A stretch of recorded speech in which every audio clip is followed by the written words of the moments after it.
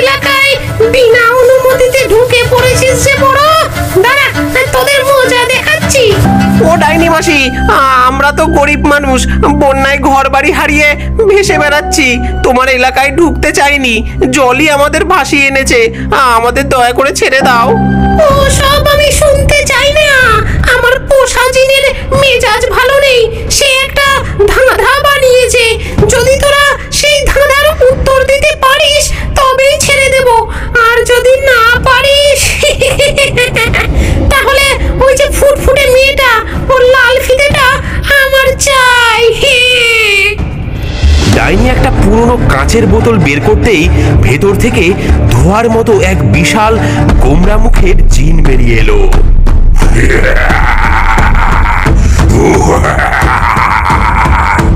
শোন শোন আমার ধাঁধা, আমার অনেকগুলো পা, কিন্তু আমি হাঁটতে পারি না। আমার একটাই পেট, কিন্তু তাতে হাজারটা ফুটো। ঝড় বৃষ্টিতে আমি আশ্রয়, তবু আমার নিজেরই ছাদ নেই। বলতো দেখি আমি কে? সবাই চুপ। গেছোভূত কান চুলকাতে লাগলো। খেদি পেতনি খিচুড়ির কথা ভাবতে লাগলো। এর উত্তর কি তবে খিচুড়ি হবে? হ্যাঁ, আমি জানি উত্তরটা। বল দেখি কি উত্তর? তোমার ধাঁধার উত্তর হলো আমাদের এই ছাতার বাড়ি। এর অনেকগুলো ছাতার ডাটি আছে, যেগুলো অনেকটা পায়ের মতো, কিন্তু এ হাঁটতে পারে না, জলের ওপর ভাসে, আর শরীরটা অনেকগুলো ছাতা দিয়ে তৈরি, তাই তো হাজারটা ফুটো। আর এই ঝড় জলে এটাই আমাদের আশ্রয়, যদিও এর নিজেরই কোনো পাকা ছাদ নেই। বহু যুগ পর কেউ আমার ধাঁধার উত্তর দিল। যা, তোকে একটা বর দিলাম। এই বলে জিনটা তুড়ি বাজাতেই ছাতার বাড়ির সমস্ত ছেঁড়া ফাটা জায়গাগুলো জাদুর মতো ধুয়ে গেল।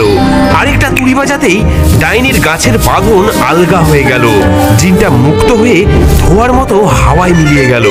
নোলকওয়ালি ডাইনি রাগে গজরাতে গজরাতে অদৃশ্য হয়ে গেল।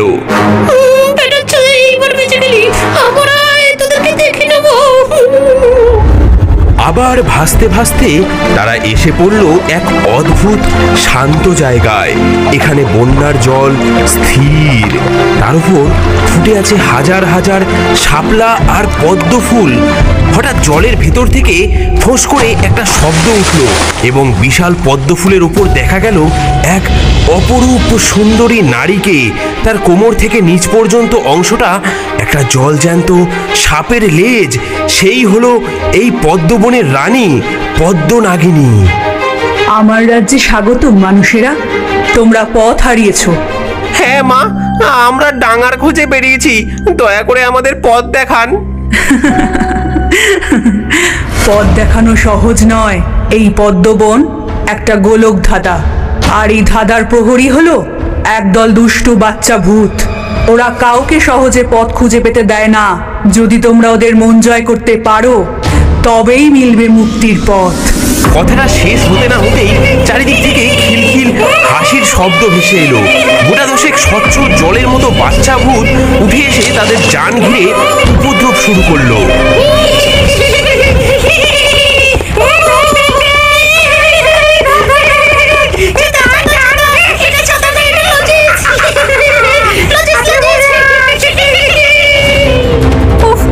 কি অসভ্য ছেলে মেরে বাবা! এই এই এই এই এই বাচ্চাগুলো, এই এই নাম নাম আমার কয় থেকে নামতে বলেছি, দেব ধাক্কা মেরে ফেলে। দাঁড়া দাঁড়া, তোরে ধরে আমার খিচুড়ির মধ্যে ছেড়ে দেবো। নাম। কিন্তু টুকুর ভয় না পেয়ে অবাক হয়ে তাদের দেখছিল। একটা বাচ্চা ভূত যখন তার লাল ফিতে ধরে টান দিল, টুকুর রাগ না করে হেসে ফেলল। টুকুর তার ছোট্ট পুটুলি থেকে একটা আধ খাওয়া বিস্কুট বের করে ভূতেদের দিকে বাড়িয়ে দিল। নে, খাবি? বাচ্চা ভূতেরা অবাক হয়ে বিস্কুটটা নিল, আর দেখা দেখি বাকি ভূতেরাও টুকুরের চারপাশে ভিড় করলো। আমার সাথে খেলবি? এটা আমাদের ঘর, তোরা আসবি? বাচ্চা ভূতেরা আনন্দে খিলখিল করে হেসে উঠল।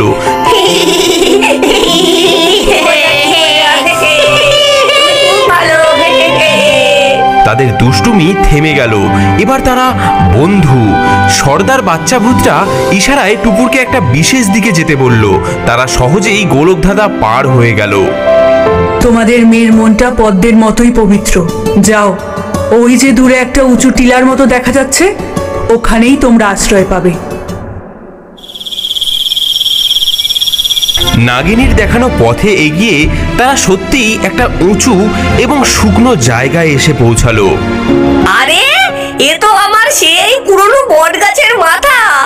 বন্যার জলে সব ডুবে গেছে, শুধু গাছের সবচেয়ে উঁচু মাথাটা দ্বীপের মতো জেগে আছে। আমরা ডাঙা পেয়েছি গো, আমরা ডাঙা পেয়েছি। ডাঙা তো পাওয়া গেল, এবার চাল ডাল বের কর।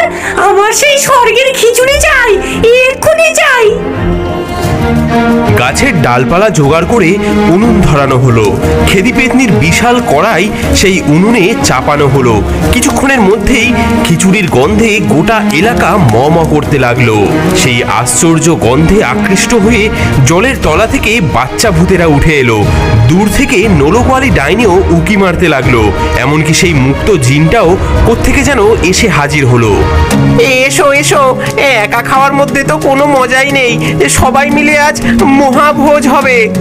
সেই রাতে সেই জলের মাঝে অদ্ভুত দ্বীপে আশ্চর্য এক সভা বসলো। এক মানব পরিবার, এক কান সর্বস্ব গেছো ভূত, এক পেটুক পেতনি, একদল বাচ্চা ভূত, এক কৌতূহলী ডাইনি আর এক জ্ঞানী জিন। সবাই মিলে গরম গরম খিচুড়ি খেলো।